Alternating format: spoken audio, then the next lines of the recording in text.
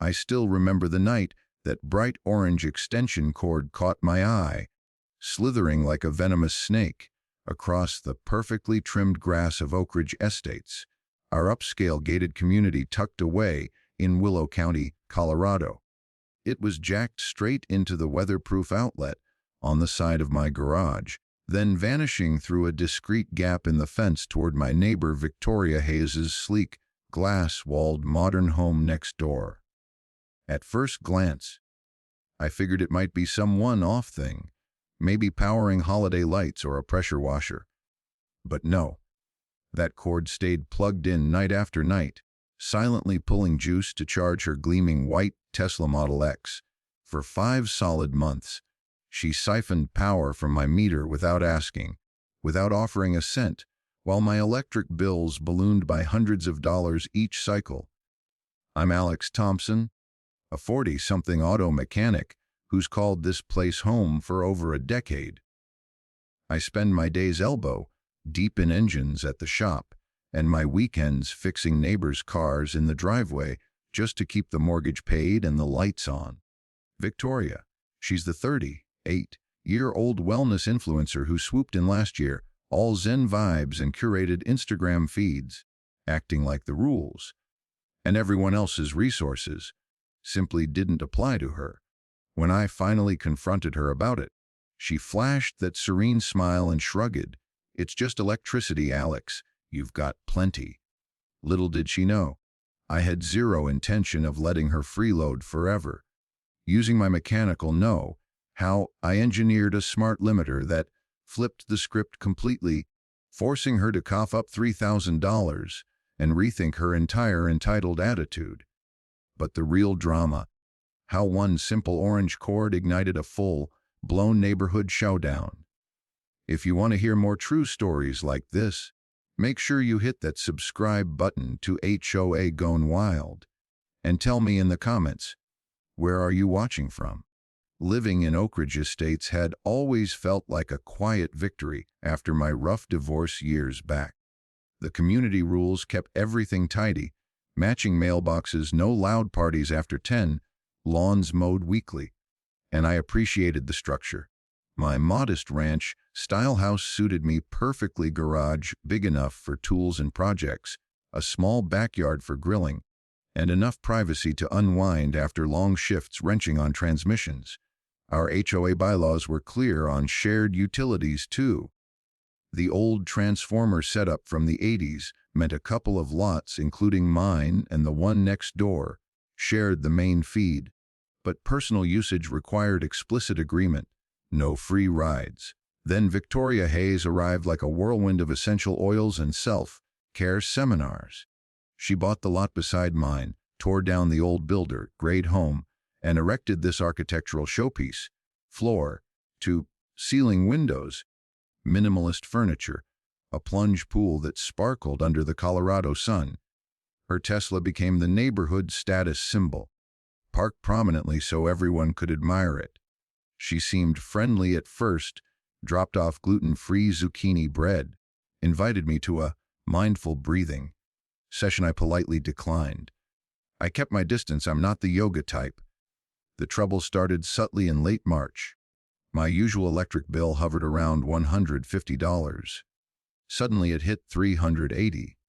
I blamed seasonal AC use, maybe a faulty appliance. Nothing checked out. A week later, walking the property line after dark, I spotted the cord. Thick safety orange, half buried under fresh mulch like it belonged there. It ran from my garage outlet, through a tiny drilled hole in our shared white picket fence, an HOA violation itself, and disappeared into her garage. The Tesla's charge port glowed softly. My stomach dropped. This wasn't a mistake, this was deliberate. I unplugged it immediately. Next morning, reconnected, tighter than before. I knocked on her door, printout of the latest bill in hand. She answered in Lululemon, holding a matcha latte. "Oh, Alex!" "Everything okay?" I pointed to the cord. "This is yours, right? It's costing me real money." She tilted her head, unfazed. My installer said the line was communal. I thought it was neighborly. "You run that big shop setup. Plenty of amps to spare. Neighborly. I explained the spike, how I was already stretched thin with shop overhead and alimony. She smiled sweetly. Okay, send me whatever extra you think is fair. We'll figure it out. No apology, no urgency. Weeks passed, the cord stayed, bills climbed, another 200, then 250. I filed a formal complaint with the HOA board. Our president, Harold Jenkins, a retired accountant who lived for rule enforcement, scheduled a review. Victoria showed up poised, armed with screenshots of some vague utility diagram. It's shared infrastructure, she argued. Alex is overreacting. Harold, who'd recently attended one of her paid wellness workshops, nodded sympathetically. The board issued me a warning for creating unnecessary conflict and suggested I upgrade my service panel at my own expense. Meanwhile, Victoria kept charging away. Frustration turned to fury. I installed a motion-activated camera aimed at the outlet, caught her handyman reconnecting it twice, presented the footage at the next meeting, inconclusive. Perhaps discuss privately. Then they fined me $50 for an unpermitted camera. The bias was blatant. Neighborhood gossip swirled. Victoria donated to Harold's favorite charity, hosted board members for tea. My side hustle, suddenly under scrutiny for excessive noise. Daily fines loomed if I didn't stop working on cars in the driveway. Sleepless nights followed, staring at that glowing cord through my window, feeling violated in my own home. Desperate for leverage, I pulled the original property plat from county records. The transformer sat squarely on my deeded land. The HOA held only an access easement, not usage rights. That changed everything. No more polite requests. Time to fight back with facts and a little ingenuity. The turning point hit hard after another confrontation. Victoria pounded on my door during a rainstorm, soaked and furious. "Your outlet keeps cutting out!" I stayed calm. Not my problem anymore. She threatened to report me for sabotage. That's when old Mr. Ramirez from across the street stepped in. A lifelong resident who'd seen every HOA drama, he pulled me aside later. Her old's playing favorites. "But you've got the high ground, use it." He shared photos he'd snapped of her handyman drilling the fence hole. An unexpected ally. Digging deeper, I uncovered HOA meeting minutes showing Harold had pushed solar incentives last year, sponsored by Victoria's wellness brand. Clear conflict of interest. I ordered the parts quietly: industrial contactor relay, precise current sensor, programmable timer. Total cost under $200. In my garage. Late at night, I built a load limiter. If the draw exceeded my typical shop usage, it would cycle the circuit every 10 seconds. Enough for my tools, but maddening for a full Tesla charge. Legal, absolutely. My power, my rules. I wired it in under cover of darkness, tested it with a heavy drill. Click, click. Perfect. The next morning, Victoria's Tesla charger stuttered, refusing to sustain a charge. Her text started, "Power issue. Can you check your side?" I replied once. "Check the bylaws." She stormed over, face flushed beneath her perfect makeup. "This is petty revenge." I showed her the deed copies. "This is my property. Pay what you owe or live with the interruptions." The HOA exploded into chaos. Harold called an emergency session, accusing me of disrupting community harmony. But Mr. Ramirez spoke up publicly. "Let's talk about Harold's undisclosed ties to Victoria." Murmurs spread. Sally, a sharp board alternate and paralegal, backed me with evidence of Victoria's unpermitted solar add-ons. Another violation. The tide shifted. Neighbors who'd stayed silent began asking questions. I prepared my demand. Itemized restitution. $1,184.73 for stolen power, plus an $1,800 inconvenience fee for 5 months of stress. A new agreement: 60/40 cost split on any future shared use, 15-year term. My favor. Victoria balked. But the limiter kept working its magic. Her sessions glitched. Her clients complained. Her zen crumbled. The final board meeting packed the clubhouse. Tension crackled like static. Harold tried to railroad the vote. I presented everything: bills, videos, deeds, conflict of interest proof. Sally moved to censure Harold. Votes tallied, my way narrowly. The board ordered Victoria to cease, pay up, and fix her violations. She resisted for 2 agonizing days. The limiter cycled relentlessly, her Tesla sat dead, her house flickered during live streams. Humiliated in front of watching neighbors, she finally wrote the check, $2,984.73, signed the agreement with shaking hands, and scheduled a full solar install costing her $30,000 to go independent. Harold resigned under pressure. The new board, led by fairer voices like Sally, overhauled procedures. No more favoritism, transparent enforcement. Victoria's fines for unapproved mods added insult to injury. Poetic justice, her overreach exposed the rot, forcing real change. In the months that followed, peace settled over Oak Ridge Estates like fresh snow. Victoria completed her solar array, gaining true self-sufficiency. During a brutal winter storm when grids faltered, she even asked, politely, if she could borrow a temporary feed under our new agreement. I agreed. Over coffee one afternoon, she admitted quietly, I assumed too much. I'm sorry. I nodded. We all learn. My bills normalized. The camera came down. Neighbors waved again, some thanking me for standing up. The garage stayed open for weekend fixes. No more threats. The orange cord. Long gone, coiled in a box somewhere, a reminder that assumptions can cost dearly. Looking back, this wasn't just about electricity. It was about respect, boundaries, and refusing to be walked over. In a place built on community, one person's entitlement nearly poisoned the well, until facts, preparation, and a little clever engineering set things right. Oak Ridge Estates feels fairer now, stronger. And me? I sleep better knowing I protected what was mine without becoming the villain. If you want to hear more true stories like this, make sure you hit that subscribe button to HOA Gone Wild. And tell me in the comments, where are you watching from? Living in Oak Ridge Estates had always felt like the calm I desperately needed after my divorce wrecked me back in 2010. I bought the place on impulse. A solid 3-bedroom ranch with clean lines, a double garage perfect for my tools, and just enough yard to feel like I owned something real. Nothing fancy, but it was mine. Paid off faster than most folks thought possible on an auto mechanic's salary. Days were spent at the shop, knuckles black with grease, pulling engines and diagnosing transmissions until my shoulders screamed. Weekends, I'd crack open the garage door, crank some classic rock, and fix whatever neighbor rolled up needing brakes or a tune-up. It kept extra cash coming in and my mind off the past. The HOA rules were strict but fair. At least that's what I thought. Shared utilities dated back to the community's build in the late 1980s. Old transformer setups feeding a cluster of lots, including mine and the fancy new build next door. Bylaws were crystal clear.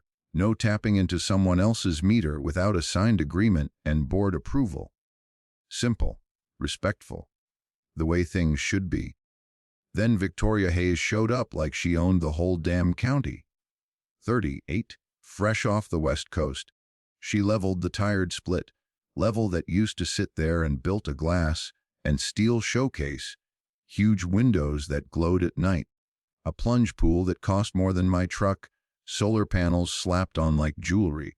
She drove a white Tesla Model X, always spotless, parked so the logo faced the street. Online wellness guru, breathwork courses, crystal-infused candles, live streams preaching abundance mindset to thousands of followers. When she moved in, she knocked with a basket of organic muffins and that practiced smile. The mountain air here is pure magic, she said. I mumbled thanks, took the muffins, and went back to my oil change. Small talk isn't my thing. Trouble announced itself quietly in late March. My electric bill, usually $150 on the nose, landed at $387. I scratched my head, checked the fridge, the water heater, even the old chest freezer in the garage. Nothing. A few days later, washing my truck under the floodlights, I saw it, a thick orange extension cord hidden under fresh mulch, running from my garage's exterior outlet. Through a neat little hole someone had drilled in our shared white picket fence, another HOA no, and disappearing into her open garage. The Tesla's charge port was lit up blue, sipping steadily. My pulse kicked up. I followed the cord like it was a crime scene, unplugged it without hesitation, left it dangling. Next morning, reconnected, plug twisted and tight like a dare. I marched over, latest bill crumpled in my fist. Victoria answered in leggings and a cropped hoodie, green smoothie in hand, looking mildly surprised. "Hey, Alex. What's going on?" I held up the cord. "This yours. It's running my power bill into the ground." She glanced at it, then at me, and laughed. Light, almost musical. "All that?" My installer said the feed was shared. I figured it was no big deal. You've got all those power tools and welders in there. Plenty of capacity, right? It's just electricity. Just electricity. The words hit like a slap.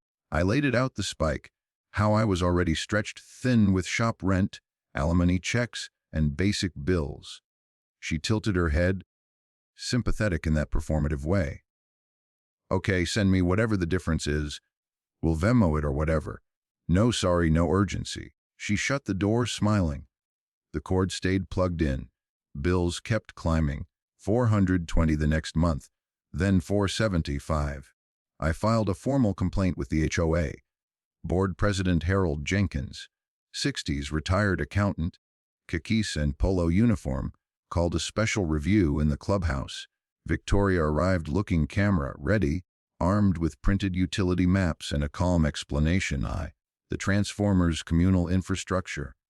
Alex is making a mountain out of a molehill. Harold, who'd been spotted at one of her community flow yoga sessions, nodded thoughtfully. The board ruled it a minor neighborly accommodation and issued me a written warning for fostering discord. They suggested I upgrade my service at my expense if I was so concerned about capacity. I left that meeting shaking. This wasn't neighborly. It was theft dressed up in wellness jargon. I started documenting obsessively, photos of the cord at sunrise, sunset, timestamps, bill copies. Meanwhile, Victoria posted in the community Facebook group, feeling the positive energy flowing through Oak Ridge Estates today. Grateful for this beautiful community. Her Tesla kept charging on my dime. I tried one more direct conversation, showing up with an itemized printout, $612 and change in overages so far. "Victoria, this is real money out of my pocket. Let's split it fairly and end this." She sighed dramatically, leaning on the doorframe. "Alex, life's way too short for all this negativity. The HOA already said it's fine. Let's choose peace." Door closed. That was the moment something hardened in me. Polite requests were useless. The HOA wasn't neutral. They were protecting her. Harold even floated the idea that I should future-proof my electrical to handle the occasional shared load. My blood boiled. My ex used to call me stubborn. Maybe she was right. But this wasn't stubbornness. This was survival. My home, my work, my money. Late nights in the garage, I'd sit on the rolling stool staring at that glowing outlet, the orange cord mocking me. My mind kept circling back to my trade school days. Wiring, relays, load management.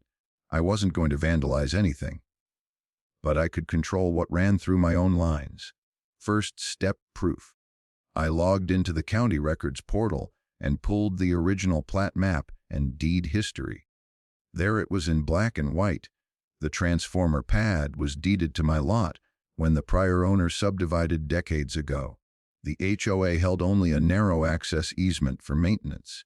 Usage rights, mine alone unless I signed them away. I printed the documents, highlighted the key sections, and felt the first real spark of power since this started. No more begging. No more warnings.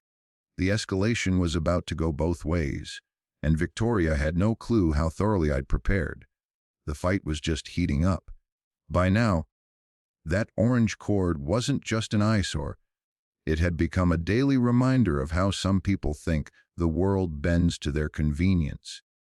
I'd unplug it whenever I caught it, yanking the plug with more force each time. But every time I left for work or ran errands, Victoria or her handyman would slink over and plug it right back in. The Tesla would hum back to life like nothing had happened.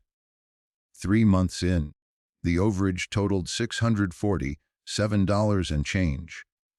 I started skipping my Friday burgers with the shop crew, dipping into the emergency fund I'd scraped together over years of overtime. It hurt more than the money. It felt personal.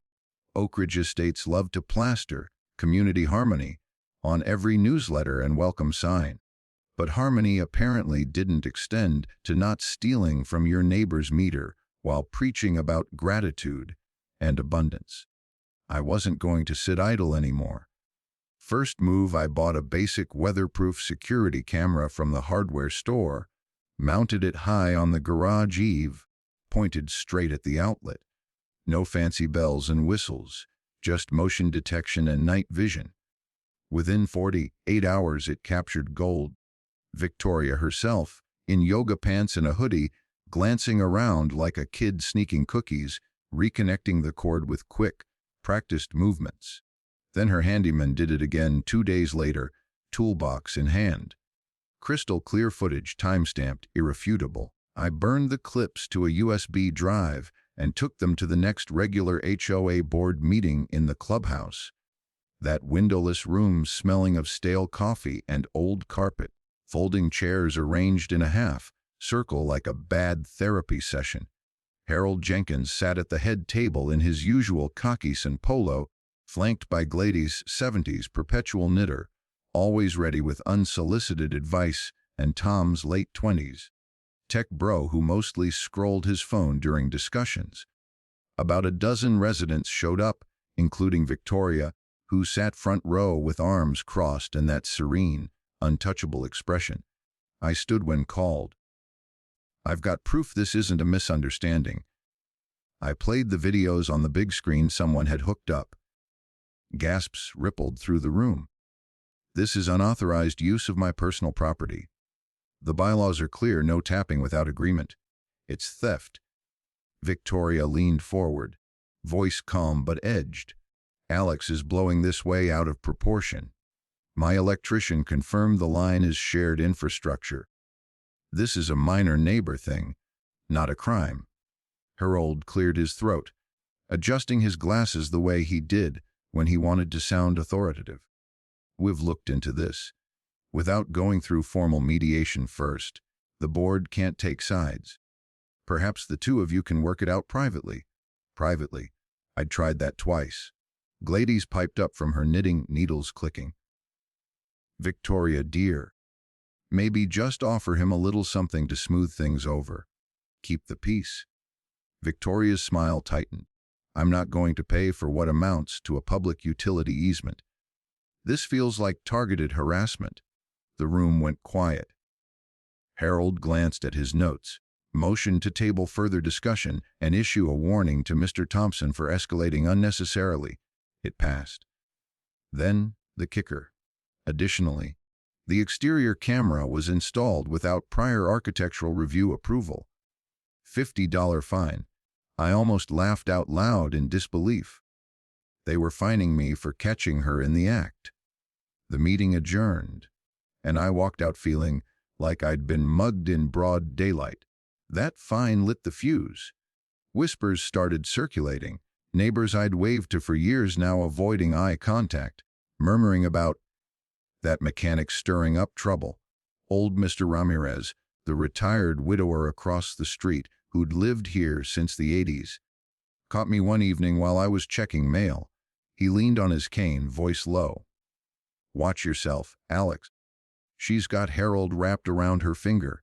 Donated big to his grandson's college fund last month. This ain't about electricity anymore. It's politics. politics. In a neighborhood HOA, my frustration curdled into real anger. Sleepless nights multiplied. I'd lie awake listening to the faint hum of her charger through the open window, calculating how many extra hours I'd have to work to cover what she'd taken. Why was I bankrolling her luxury lifestyle while I counted every dollar? Then Victoria went on the offensive. A certified letter arrived from the HOA. She'd filed a counter complaint alleging my weekend garage work violated noise ordinances. Excessive mechanical sounds disturbing the peace, it read. I'd been turning wrenches in that driveway for over a decade without a single complaint. Now, suddenly, it was an issue. Harold's signature was at the bottom, with a cease and desist warning, stop immediately or face $25 daily fines. I confronted her that Saturday afternoon in the shared driveway. She was watering her designer succulents. Victoria, this stops now. Pay what you owe or pull the damn cord. As she turned off the hose, smirking. Or what, Alex? The board's already made their position clear. Adapt. That's wellness 101. Flow with the energy. Don't fight it. Her smug tone was gasoline on the fire. I appealed the camera fine and the noise warning, walking the street with a petition. Only 3 neighbors signed, 2 older couples who'd had their own run-ins with Harold and Mr. Ramirez. Most folks shrugged or said they didn't want to get involved. Fear of retaliation was thick in the air. The appeal hearing was a farce. Harold dismissed the video evidence as inconclusive, despite the clear faces and timestamps. Glady's tutted about community division. They upheld the $50 fine and tacked on another $75 for disruptive organizing. Now I owed $125 on top of the mounting power bills. It broke something in me. This place had been my fresh start after the divorce. Quiet routines, familiar faces, a sense of control. Now it felt invaded, poisoned. I was losing sleep, losing money, losing peace in the one place that was supposed to be safe. Over beers at a dive bar, I laid it all out to my buddy Mike, who's a part-time lawyer. He whistled low. You've got a solid small claims case for conversion and unjust enrichment, but it'll drag on months, cost filing fees, maybe a lawyer if it escalates. Not quick. I didn't want court. I wanted control. Now. That's when I remembered my old electrical certification from trade school, the one I'd earned while working nights to pay for tools. If the board wouldn't enforce the rules, I'd enforce my own, legally, carefully, no destruction. I spent evenings researching smart load controllers, relays, current sensors, devices designed to prevent overloads by cycling power when thresholds are exceeded, marketed for capacity management in workshops and RVs. If I set it to trip at anything over my normal shop draw, her Tesla charger would stutter and fail while my tools kept running fine. Not sabotage, just intelligent circuit protection on my own property. The breaking point came during a late spring thunderstorm. Lightning cracked overhead as I watched the live feed from my camera, her Tesla charging steadily, blue glow pulsing. That month's bill had just arrived, another $218 over. Rage and exhaustion mixed. I threw on a rain jacket, trudged out in the downpour, and yanked the cord so hard the plug sparked. Soaked to the bone, I stood there breathing hard. Next morning, pounding on my door. Victoria, hair perfect despite the humidity, eyes blazing. This is outright sabotage. I'll have you reported to the sheriff. I leaned on the frame, calm on the outside. Prove it. Show them the deed. Show them the bylaws. Show them your signed agreement to use my power. She opened her mouth, closed it, then stormed off. But inside, anxiety clawed at me. What if they pushed for eviction? The HOA could initiate proceedings for repeated violations of community standards. My home, my sanctuary, hung by a thread. I knew I couldn't wait any longer. The limiter was no longer just an idea. It was the next step. And once it was installed, there'd be no going back. Something snapped that rainy night after Victoria's pounding on my door faded into the storm. I stood there dripping, staring at the unplugged cord in my hand, feeling the cold seep into my bones and something fiercer ignite inside. No more passive unplugging, no more hoping the HOA would suddenly grow a spine. I was done reacting. It was time to take control. The real turning point came the next weekend. I drove to the county clerk's office in the next town over, a squat brick building that smelled like old paper and fresh coffee. I requested the full deed history and plat maps for my lot, everything tied to the transformer and the easements. The clerk handed me a thick stack. I spread it out on a table under fluorescent lights and started reading. Line by line, the truth emerged. The transformer pad was deeded exclusively to my property back when the subdivision was carved up in the late 80s. The HOA held only a narrow access easement for maintenance and repairs, nothing more. No blanket usage rights for adjacent owners. No implied sharing. The power fed my meter first. Anything pulled beyond that was on me to authorize. Legally, Victoria had been siphoning from my private service without permission. Period. I made copies, highlighted the key paragraphs in yellow, and walked out feeling 10 feet tall. No more begging Harold or the board for fairness. I had ironclad proof in my hands. But the documents held another surprise. Tucked in the back were scanned minutes from HOA meetings going back years. One entry from last spring jumped out. Harold had championed a green living incentive program to encourage solar installations, complete with waived review fees for participating members. The program's biggest sponsor, Victoria's wellness brand Harmony Flow, which had donated promotional materials and gift certificates for the kickoff event. Conflict of interest didn't even begin to cover it. Harold had personally thanked her by name in the minutes. I folded that page carefully and slipped it into my folder. Leverage, pure and simple. That evening I knocked on Mr. Ramirez's door across the street. He invited me onto his porch, poured 2 mugs of strong black coffee, and listened without interrupting as I laid it all out. When I finished, he set his mug down slowly. "Son," he said, voice gravelly from decades of cigarettes he'd quit 20 years ago, "Harold's always had a soft spot for the shiny new people. The ones who smile pretty and write big checks. But you've got the law on your side now. Let me help." He disappeared inside and came back with an old envelope. Inside were date-stamped photos he'd taken from his front window. Victoria's handyman on a ladder, power drill in hand, boring that precise hole through our shared fence. Clear shots of the orange cord being threaded through.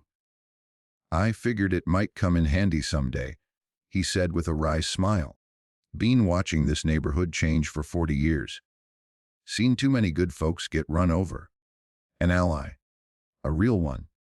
For the first time in months, I felt like I wasn't fighting alone. Fueled by that, I placed an order from the electrical supply house downtown, a heavy-duty contactor relay, a Hall effect current sensor, a programmable timer module, and a sturdy meter lock. Total came to $198 and change, pocket change compared to what she'd already cost me. The plan was straightforward. Build a load limiter that would monitor draw at the outlet. If the current spiked above my normal garage usage, say, the steady pull of a Tesla charger, it would open the circuit for 10 seconds, then close for 10, cycling indefinitely. My welders and air compressor would barely notice the brief dips, but a high-demand EV charger would stutter and fail to sustain a charge. No damage, no tampering, just smart, selective protection of my own circuit. Legal, defensible. I worked on it in the garage after dark, door rolled halfway down. Classic rock low on the radio to drown out my thoughts. Doubts crept in as I soldered connections. Was this crossing a line? Would it make me the bad guy? But every time I hesitated, I thought of the latest bill sitting on my kitchen table. Another $234 over, and the memory vanished. Victoria didn't wait. She escalated first. The following weekend, she hosted a community wellness day in the Central Park. Free yoga, sound baths, essential oil giveaways, all sponsored by the HOA in partnership with Harmony Flow. Harold's glowing write-up appeared in the next newsletter, a shining example of positive energy and neighborly spirit. Meanwhile, a new violation notice landed in my mailbox. $75 for unauthorized electrical modifications. How the hell did they know about the limiter before I even flipped the switch? Someone watching, reporting every move. My anger flared white hot. This wasn't oversight anymore. This was war. Installation night arrived under a moonless sky. I waited until after midnight, when the neighborhood lights were mostly off. Heart hammering. I opened the breaker box in the garage, traced the feed to the exterior outlet circuit, and wired the limiter in line. The current sensor clipped around the hot wire. The relay sat ready to interrupt. I tested it first with a shop vac. Plug in, draw power. Watch the relay click open and closed on cue. Perfect. Then I snapped the meter lock over the main breaker panel, feed to my side of the house. No one tampering without bolt cutters and a warrant. I closed the panel, wiped sweat from my forehead, and waited. Morning came. From my kitchen window, I watched her garage door rise. The Tesla backed out, plugged in, charge port glowing, then flickering. The blue light pulsed erratically, refusing to hold steady. Her text started within the hour. Power's acting weird over here. Can you check your outlet? I typed back one line, not my problem. She appeared at my door 10 minutes later. Face flushed beneath her flawless makeup, phone clutched like a weapon. This is retaliation. You're sabotaging my car. I stepped outside, calm as I could manage, and held up the deed copies. Read this. Transformers on my land. Easements for access only. You've got no right to pull power without my agreement. Pay what you owe, itemized with penalty, or live with the flickering. Your choice. She stared at the papers, color draining. For the first time, the wellness guru looked genuinely rattled. Harold called an emergency board meeting that same afternoon. The clubhouse felt smaller, hotter. He blustered from the head table, "Alex, this kind of disruption undermines the harmony we all work for." Mr. Ramirez stood up slowly, cane tapping the floor for emphasis. "Harmony starts with following the rules, Harold. Check the deeds. The transformer belongs to Alex's lot. And while we're at it, maybe disclose your financial ties to Victoria's business." The meeting minutes are public record. A ripple of gasps and murmurs spread through the room. Harold's face went blotchy. "That's irrelevant to this issue." But the seeds were planted. Victoria sat rigid, glaring daggers across the table. I felt relief wash through me like cool air. Finally pushing back, finally seen. But fear lingered too. If this backfired, if the board doubled down, expulsion proceedings could start. My home on the line. That night, a folded note slipped under my front door. "You're not alone. Keep going." A neighbor. No signature, but the handwriting looked like the lady 2 doors down who always waved when I mowed. Unexpected support. The tide was shifting, however slightly. The stakes had never been higher, but for the first time, I had a real plan, real proof, and real people in my corner. The limiter was humming quietly in the background, doing its job, and the confrontation was only beginning. With the limiter quietly cycling in the background, the game changed overnight. No more frantic unplugging in the rain or hoping the HOA would wake up and do the right thing. I had control of my own circuit, and for the first time in months, the power dynamic felt reversed. Victoria's texts started pouring in before breakfast the next day. "My charger keeps cutting out mid-session. This is unacceptable. Fix your outlet." Then, "Clients are complaining about the interruptions." Do something. I read them, felt a grim satisfaction, and left them on read. Ignoring her wasn't petty, it was strategic. Every failed charge cycle was another reminder that her convenience no longer came at my expense. While she scrambled, I sat at my kitchen table with a calculator, a stack of bills, and a legal pad. 5 months of documented overages, $1,180, $4.73 exactly. I'd tracked every kilowatt-hour spike against my historical average. That was the hard cost. Then the soft cost: 5 months of stress, lost sleep, skipped social time with friends, the constant low-grade dread of fines and retaliation. I assigned it a number: $1,800. Reasonable. Maybe not in a courtroom, but emotionally it felt fair. Total demand $2,984.73. Round it to an even $3,000 in my head for simplicity. Next, the agreement. I drafted it myself, simple and ironclad. Immediate payment of the full amount, plus a 15-year cost sharing clause for any future shared use of the line. 60% on her, 40% on me, reviewed annually with receipts.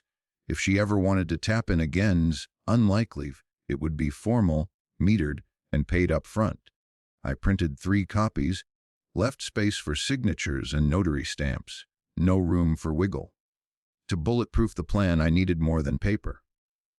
Mr. Ramirez had already proven his worth, so when he texted that he wanted me to meet someone, I didn't hesitate. He introduced me to Sally Moreno, a board alternate in her mid-50s who worked as a paralegal downtown. Sharp eyes, no nonsense bob haircut, and a reputation for asking questions Harold hated. We met at a quiet diner halfway between our houses. Booths, bottomless coffee, no chance of eavesdroppers. I spread out the deeds, bills, photos, video stills, and the conflict of interest minutes. Sally scanned them methodically, sipping black coffee. This is solid, Alex. The easement language is airtight. Usage isn't granted. It's prohibited without consent. You could file small claims tomorrow and probably win. She tapped the solar incentive minutes. And this? Harold's fingerprints all over her sponsorship. Ethics violation at minimum. Then the twist she dropped like a grenade. Victoria's solar accents. The ones on her eaves and the pergola lights. She never pulled permits or submitted for architectural review. I've got photos from when the installers were out last fall. Clear violations. Fines start at $500 per item, and the board can order removal. My pulse kicked up. Leverage on top of leverage. Sally smiled thinly. Add a clause to your agreement. She agrees to bring all modifications into compliance within 90 days, or the board gets anonymous tips. Forces her hand toward full solar independence. She'll hate it, but she'll fold faster. I left that lunch lighter, sharper.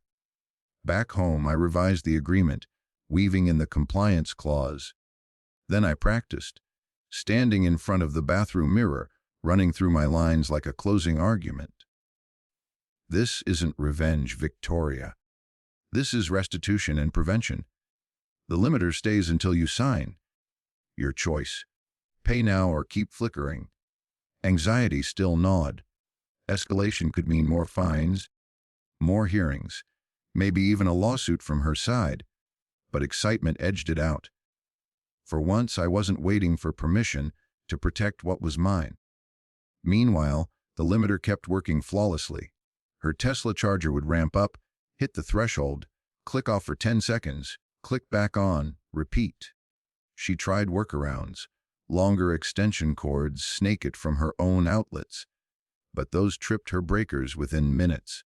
I caught glimpses through the fence her pacing the garage, phone to ear, arguing with electricians who probably told her the issue was upstream. Her Instagram stories shifted tone.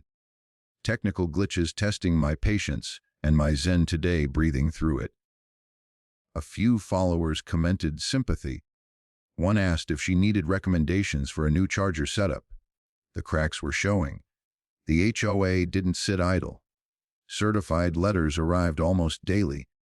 Cease unauthorized modifications to electrical systems or face escalating sanctions up to and including lien proceedings. They'd somehow gotten wind of the limiter, probably a nosy neighbor or Harold driving by at the right moment.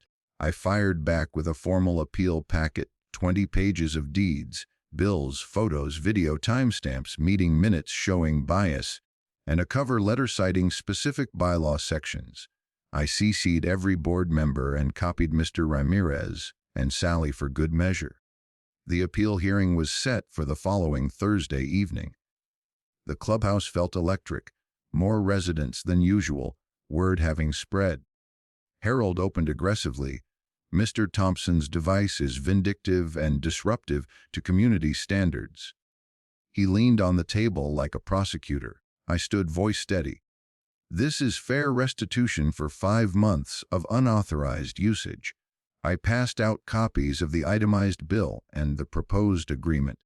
$1,184.73 stolen power, plus $1,800 for the stress and disruption caused. Total $2,984.73. Sign, pay, and comply with existing rules, or the limiter remains in place to protect my circuit. Victoria shot up. This is outrageous. He's holding my car hostage?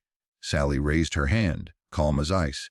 Speaking of rules, those unapproved solar accents on your property. No permits, no review. That's multiple violations. Care to address that before we discuss Alex's device? Victoria paled, mouth opening and closing. The room buzzed. Then another neighbor, Mrs. Patel from 3 doors down, stood unexpectedly.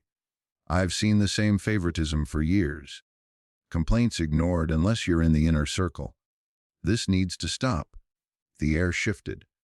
Harold banged the gavel, face red, trying to regain control. But the momentum had flipped. Vindication surged through me hot and bright, but worry trailed it.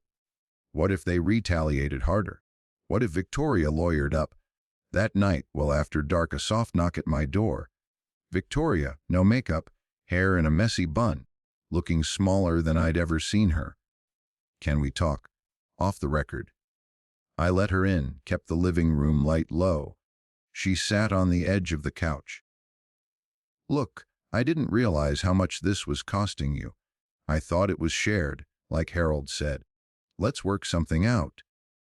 I slid the agreement across the coffee table. Pay the full amount. Sign. Bring your solar stuff into compliance. Limiter comes off once the check clears and the board confirms. That's the deal. She scanned the pages, jaw tight. Tried to negotiate. Lower penalty. Shorter term, I didn't budge. 5 months of my money, 5 months of my peace. That's the number. She stared at the total, then at me. No zen smile now, just exhaustion. She left without signing, fuming quietly, but I saw it in her eyes, the first real crack. She was cornered, and she knew it. The plan was solid. Allies were in place.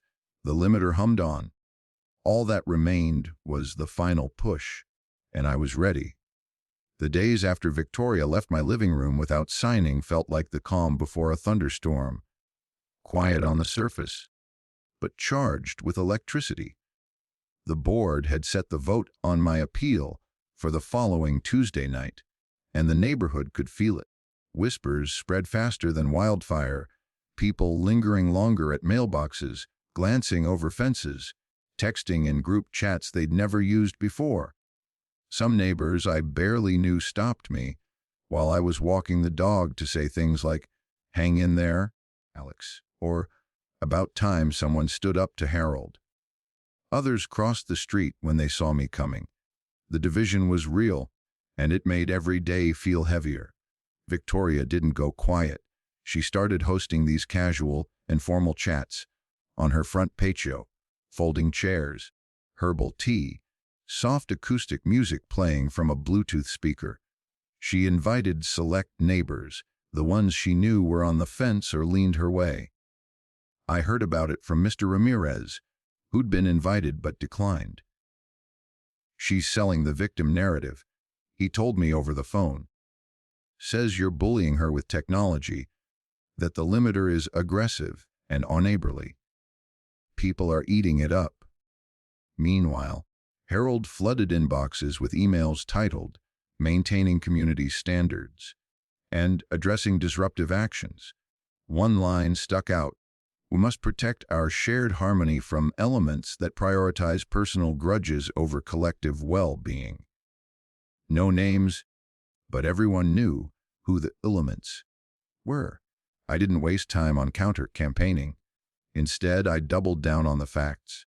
I contacted a retired utility engineer I knew from the shop, guy named Dave who'd spent 30 years with the local power co-op. For $100 and a case of beer, he wrote a one-page expert letter on his old company letterhead. Based on the provided plat map and easement language, the transformer and associated service line are under the exclusive control of the property owner at my address. No implied or express right of use extends to adjacent parcels without written consent. It was dry, technical, and devastatingly clear. I had it notarized and added it to my binder. Sally and Mr. Ramirez turned into my unofficial war room. We met at Sally's kitchen table one evening. Coffee, legal pads, my growing stack of evidence. Sally Roll played Harold, "Mr. Thompson, your device is a clear violation of community aesthetics and function." I practice staying calm. The device is circuit protection on my private property, fully within code and bylaws. Here's the expert opinion confirming my control. Mr. Ramirez threw curveballs. What about the noise from your garage? I countered with dates showing years of no complaints until Victoria moved in. We drilled until my responses felt automatic, until the anxiety dulled into focus. Suspense built like pressure in a sealed line. What if the vote went against me? What if Harold swayed just enough swing votes with his emails and backroom talks? I could lose the house, liens, forced sale, all of it. Sleepless nights returned, but different now, not helpless rage, but sharp anticipation. I kept the limiter running. Her Tesla still stuttered every charge attempt. Her Instagram had gone suspiciously quiet. No more glitch complaints. Just vague gratitude practices, posts that felt forced. Meeting night arrived. The clubhouse parking lot was fuller than I'd ever seen it. Cars lining both sides of the street. Inside, every folding chair was taken. People stood along the walls. The air smelled of coffee and nervous sweat. Harold banged the gavel 3 times, face already flushed. Order. This special session is called to vote on the appeal filed by Alexander Thompson regarding electrical modifications and related disputes. Victoria spoke first, standing at the front like she was giving a TED Talk. What Alex has done with this device is harmful to our community spirit. It's punitive, it's aggressive, and it's disrupting not just my home, but the peace we all value. I've tried to resolve this privately. I've offered goodwill. But this retaliation needs to stop, for everyone's sake. A few murmurs of agreement. A couple of boos from the back. Mr. Ramirez's friends. Harold nodded gravely. Then it was my turn. I stood binder in hand, voice steady despite the pounding in my chest. This isn't about grudges. It's about fairness. For 5 months, my neighbor used my electricity without permission, without payment, costing me over $1,100 while the board looked the other way. I have bills, videos, photos, and now an expert letter confirming the line is mine to control. I passed out packets. Everyone got one. Gasps rippled as people flipped to the deed highlights in Dave's letter. Sally stood next, calm and lethal. Before we vote, let's address the obvious board bias.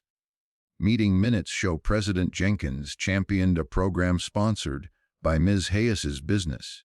That's a clear ethics violation under our own bylaws. How can we trust impartiality here? Victoria shot up. This is character assassination. Alex is sabotaging my property. I met her eyes.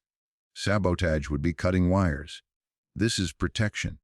And while we're talking violations, those unpermitted solar accents on your eaves and pergola. No review, no approval. That's multiple counts under the same bylaws you claim to value. The room erupted. Shouts overlapped. A woman near the back, Mrs. Patel again, stood. Harold ignored my fence, height complaint for 2 years because I didn't donate to his causes. But Victoria gets special treatment. Chaos. Gavel banging uselessly. Harold's face went from red to purple. Order! We will have order! Someone yelled, recuse yourself, Harold. Another voices, vote on the bias first. The meeting teetered on the edge of unraveling. Harold finally regained enough control to call for the vote on my appeal, uphold the limiter as legal circuit protection, dismiss the fines against me, and order Victoria to cease unauthorized use and pay restitution. Hands went up slowly, then faster. I watched, heart in my throat, counting silently. Sally's hand shot up first, Mr. Ramirez next, Mrs. Patel, a few others I didn't expect. The swing votes, people who'd been silent, started rising. Harold tallied aloud, voice cracking. 8 in favor, 5 opposed, 2 abstentions. He swallowed hard. The appeal passes. The room exploded. Cheers, applause, a few boos. Relief hit me like a wave, so strong my knees almost buckled. But the uncertainty lingered in the air. This wasn't over yet. Victoria stormed out without a word. Harold sat frozen, staring at his gavel like it had betrayed him. I walked home under the streetlights, binder clutched tight, neighbors clapping me on the back. The confrontation had peaked, the vote had swung, but justice. It was close, echingly close. One more push, and it would be done. The limiter kept its steady rhythm in the background, waiting for the endgame. The vote tally hung in the air like smoke after Harold's shaky voice finally died out. 6 in favor, 4 opposed. The appeal is upheld. A thin margin, but enough. The room erupted. Cheers from one side, stunned silence from the other. Harold's face drained of color. He stared at the raised hands like they'd personally betrayed him. Sally gave me a small, fierce nod from across the room. Mr. Ramirez tapped his cane once on the floor in quiet triumph. Victoria didn't wait for the gavel to fall a second time. She shoved her chair back, grabbed her purse, and stormed out the side door without a word, the slam echoing like a gunshot. The board's ruling was clear and immediate. The limiter was legal circuit protection on my private property. All fines against me were dismissed. Victoria was ordered to cease unauthorized use of the line, remove any connections within 48 hours, and pay restitution as outlined in my submitted demand, $2,984.73. Harold mumbled something about reviewing the decision at the next regular meeting, but no one was listening. People were already standing, talking over each other, some shaking my hand, others shooting glances at the empty seat where Victoria had been. I walked home under a sky streaked with the last pink of sunset, the binders still clutched under my arm, feeling lighter than I had in months. But the fight wasn't over. Victoria hadn't signed. She hadn't paid. And I knew her well enough by now to guess she wasn't going to roll over quietly. The next morning started early. I was in the garage sipping coffee when the first text came. Electricians are coming today. This ends now. I didn't reply. Around 10 o'clock, a white van pulled up to her curb. 2 guys in company polos, tool belts clanking. They spent 45 minutes tracing wires, checking the breaker panel in her garage, then walking the line back to my side. I watched from the window as they conferred, one of them shaking his head. Finally, they knocked on my door. The lead guy, mid-40s, name tag read Carlos, looked apologetic. Sir, we've inspected the setup. The transformer and service feed are on your property per the plat map you showed us. The cycling device is within code. Smart load management. Nothing tampered. Legally, you control the circuit. We can't override it without your permission. I nodded. Appreciate you checking. Tell her the limiter stays until she settles up. Carlos hesitated. She's pretty upset. Might want to brace yourself. They left. 5 minutes later, Victoria marched across the shared lawn straight toward me. I stepped outside before she could pound on the door again. Neighbors had already started gathering. Mr. Ramirez on his porch, Mrs. Patel pretending to water plants 2 houses down, a couple others lingering by their mailboxes. The street had become a stage. This is illegal, Victoria shouted, voice carrying. You're interfering with my property, my business. I have clients scheduled. I kept my tone even, calm. It's not illegal. The board voted last night. The line's mine. The expert confirmed it. The electricians just confirmed it. You've got no right to the power without my agreement. She jabbed a finger at me. You're holding my life hostage over a few dollars. $2,984.73. I corrected. 5 months of my money. 5 months of my peace. Here's the bill. Here's the agreement. I held out the packet I'd kept ready. Sign. Pay by check or transfer, and I'll disable the limiter today. Refuse, and it keeps cycling. Your choice. She stared at the papers, chest heaving. The neighborhood watched in near silence. A breeze rustled the leaves. Someone's sprinkler clicked on down the block. For a long moment, she looked ready to tear the packet in half. Then her shoulders sagged, just a fraction. I need time, she muttered. You've had 5 months, I said. 48 hours was the board's deadline. Clock's ticking. She turned and walked back to her house without another word. The onlookers dispersed slowly, murmuring. Mr. Ramirez gave me a thumbs up from his porch. The next 48 hours were brutal for her, and satisfying in a way I hadn't expected to feel. The limiter didn't let up. Her Tesla charger stuttered and failed every attempt. She tried running extension cords from her interior outlets. Those tripped her breakers within minutes, plunging parts of her house into darkness. No steady AC during the hottest afternoons. Her live stream sessions, normally polished and serene, cut out mid-breathwork, screens flickering, audio dropping. I could hear the frustration through the open windows, muffled curses, phone calls to tech support, the sound of her pacing. By the second afternoon, she cracked. Another knock, quieter this time. She stood on my doorstep alone, no makeup, eyes red, rimmed, holding an envelope. I'm done fighting, she said quietly. Here. Inside, a cashier's check for the exact amount. $2,984.73. And the agreement, signed and dated, notary stamp fresh. Her hand shook slightly as she passed it over. I looked at her for a long beat. Thank you. I'll disable the limiter tonight. She nodded once, turned, and walked away. No dramatic speech. No lingering glare. Just a woman who'd finally run out of ways to spin it.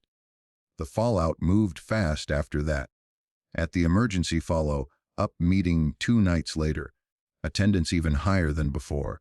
The board had no choice. Sally motioned to censure Harold for documented bias and failure to disclose conflicts. It passed unanimously.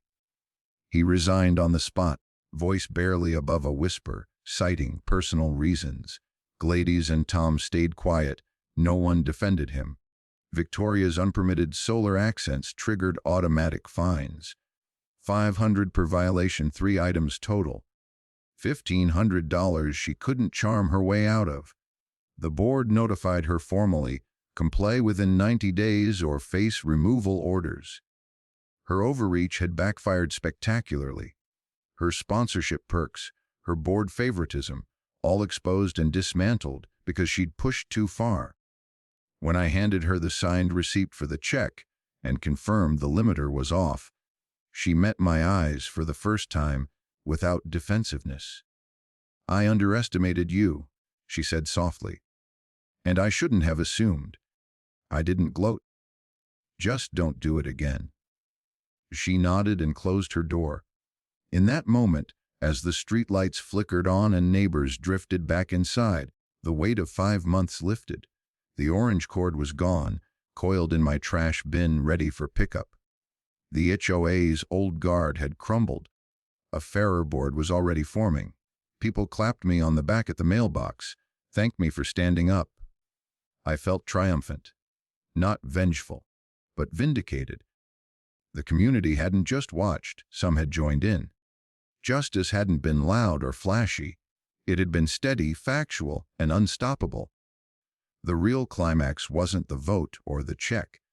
It was the quiet click of the limiter finally silenced, the hum of my own power returning to normal, and the knowledge that sometimes holding the line is enough to change everything. The dust settled slowly after Victoria handed over that check, like the air itself needed time to exhale.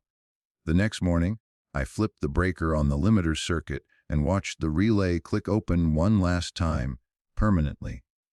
No more 10-second cycles. No more flickering charge lights.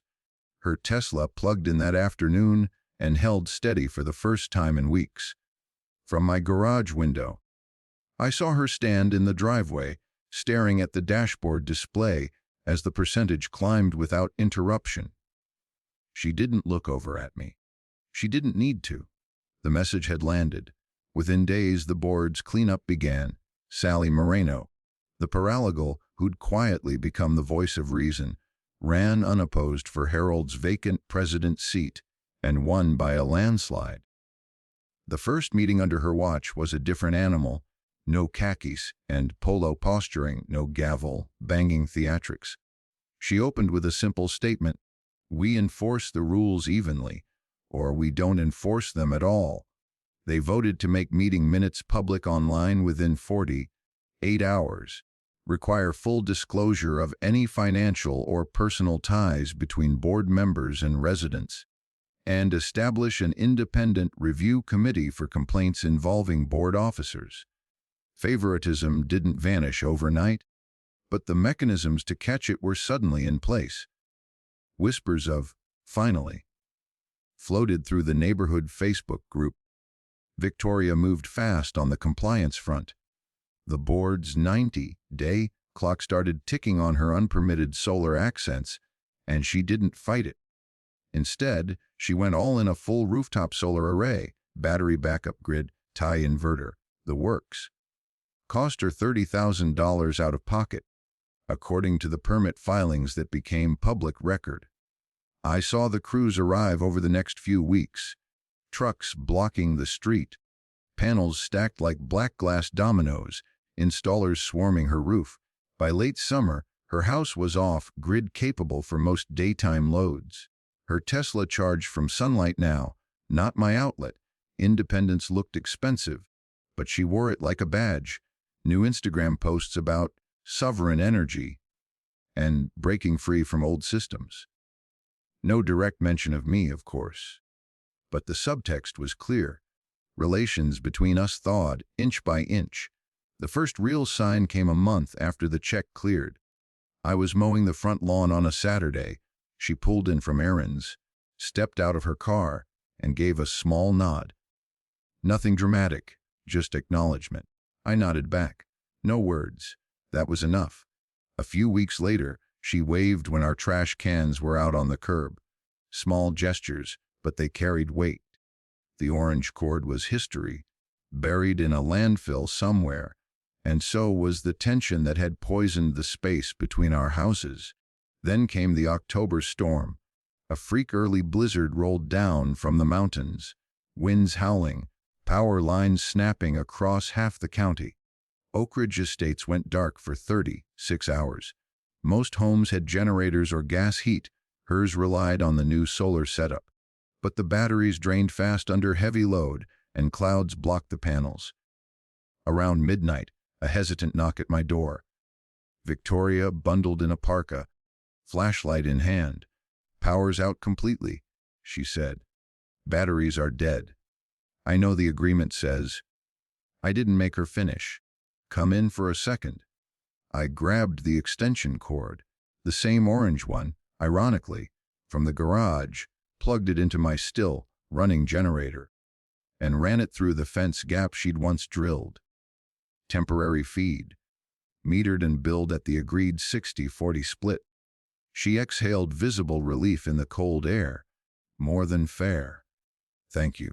The next evening, after the grid came back online and I disconnected the cord, she showed up with 2 cold beers and a quiet offer to sit on my porch.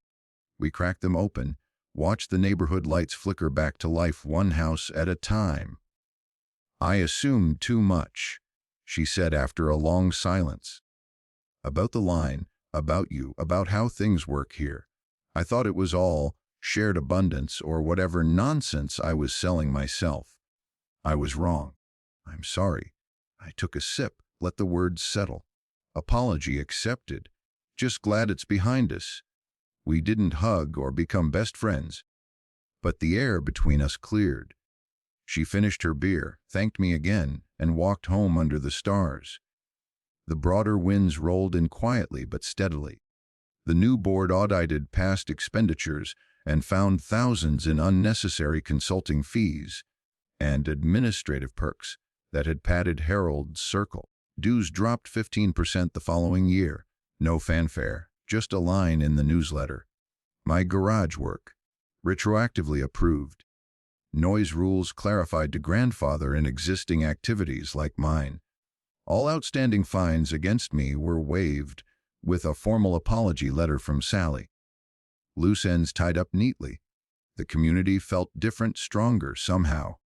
Neighbors talked more openly at block parties. Complaints got heard instead of buried. People started showing up to meetings, not out of fear, but because they knew their voice mattered. I reclaimed my home in every sense: the quiet evenings in the garage, the sound of wrenches instead of arguments, the simple freedom of not wondering who was watching or what fine might arrive next. The fight hadn't just won me money back. It had given me back my peace, and maybe helped give the neighborhood a little of theirs too. Looking out my kitchen window now, I see Victoria's solar panels glinting in the sun, her Tesla parked clean and quiet. No cords, no drama. Just 2 houses side by side, finally on equal footing. And that feels like the best kind of victory, earned, quiet, and lasting. Looking back on it all now, sitting in my garage with the door rolled up and the late afternoon sun slanting across the concrete, this whole mess feels almost surreal, like a bad dream that somehow ended up making everything better. That bright orange extension cord snaking across the lawn. It wasn't just about electricity. It was about boundaries, about what happens when someone assumes your hard-earned resources are up for grabs because it's just neighborly, or the system shared. I started out feeling powerless, watching my bills climb, fines stack, and the HOA turn a blind eye while Victoria charged her Tesla on my dime. I ended up empowered, not because I won a shouting match, but because I gathered facts, built alliances, and used my own skills to protect what was mine. Victoria. She learned humility the hard way.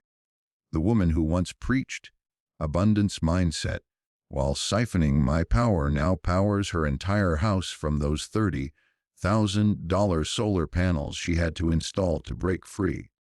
We're not buddies, but the tension's gone. A nod in the driveway, a wave over the fence. That's enough. And during that brutal October storm when her batteries died, offering her a temporary feed under our agreement felt right. Not forgiveness exactly, but closure. Over those porch beers, her quiet assumed too much, said more than any apology could. The HOA changed too. Sally's leadership turned it from a clique into something closer to fair. Transparent minutes, disclosed conflicts, real hearings, no more backroom favoritism. Dues dropped, complaints get heard, and people actually show up to meetings now. My garage work stays approved. Fines vanished, and the neighborhood feels stronger, like folks finally remembered we're supposed to look out for each other, not exploit each other. Life's back to normal in the best way, wrenching on engines with the radio up, grilling burgers on Friday nights, watching sunsets without that damn cord glowing in the corner of my eye.